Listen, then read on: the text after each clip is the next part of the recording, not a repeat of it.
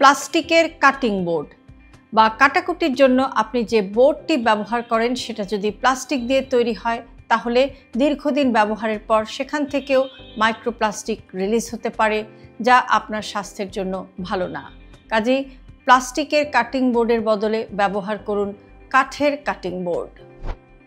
প্লাস্টিকের পানির বোতল।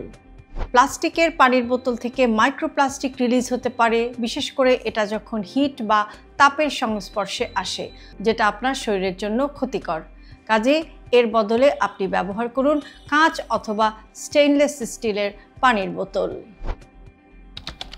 Nonstick pan. প্রায়ই ননস্টিক প্যান তৈরি করার সময় PFAS নামের কেমিক্যাল ব্যবহার করা হয়।